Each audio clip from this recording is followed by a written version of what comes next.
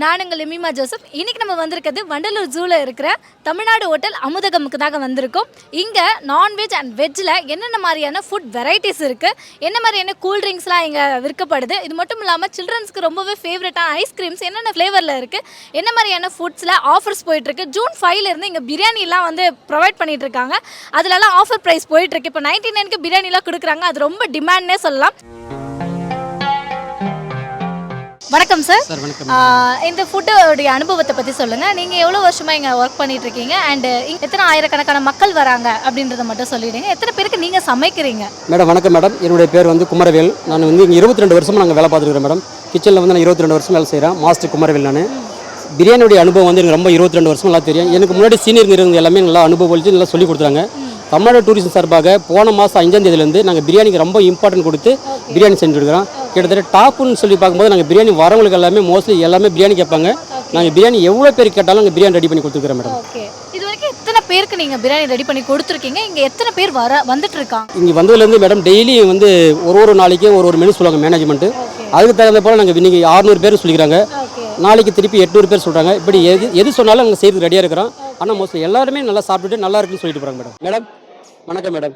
ஹோட்டலில் வந்து நாங்கள் 99 ரூபாய்க்கு ஆஃபர் பண்ணி கொடுத்துறாங்க பிரியாணி. பிரியாணி எப்படி மேடம் இருக்கு? டேஸ்ட்டாக நல்லா இருக்கு. காரகரெல்லாம் திட்டமாக நல்லா டேஸ்ட்டாக செஞ்சுருக்கீங்க. ரொம்ப நல்லா இருக்கு.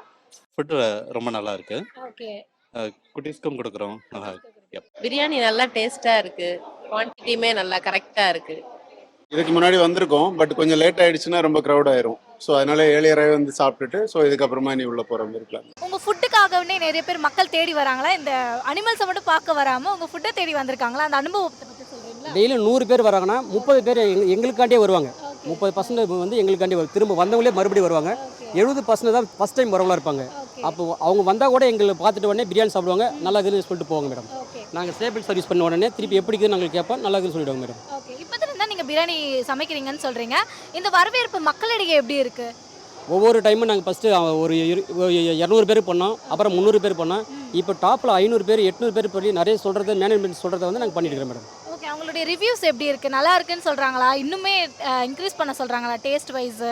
இல்லைனா வந்து ஏதாவது மீல்ஸ் ஏதாவது கேட்குறாங்களா? இதை பற்றி உங்களுடைய கருத்து?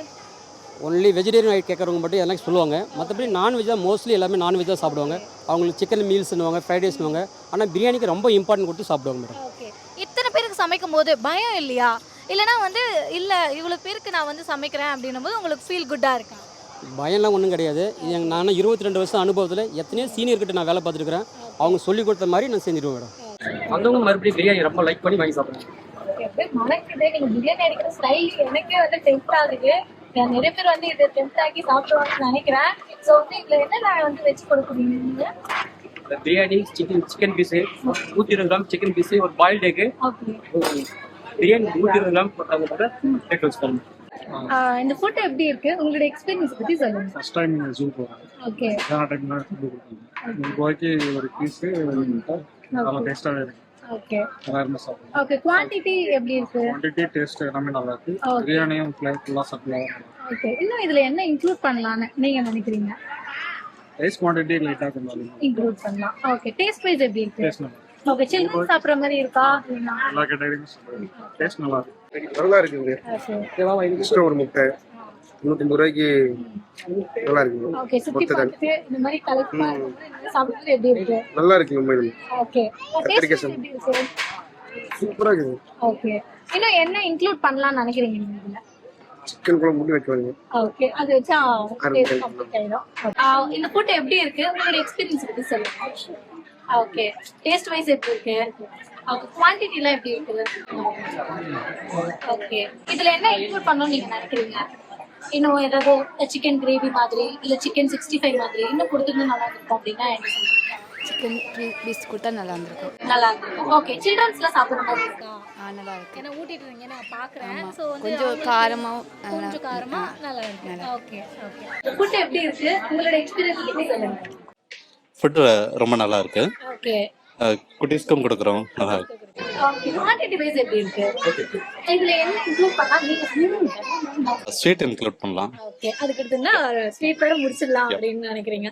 ஓகே, இது டேஸ்ட் வைஸ் டேஸ்ட் வைஸ் நல்லா ஓகே ஓகே நான் ஆக்சுவலி டெஸ்ட் பண்ணுறதுக்காக தான் பிரியாணி வாங்கினேன் எப்படி இருக்குன்னு. சரி கவர்மெண்ட்லேருந்து ப்ரொவைட் பண்ணுறாங்க எப்படி தான் இருக்குன்னு பார்ப்போன்னு.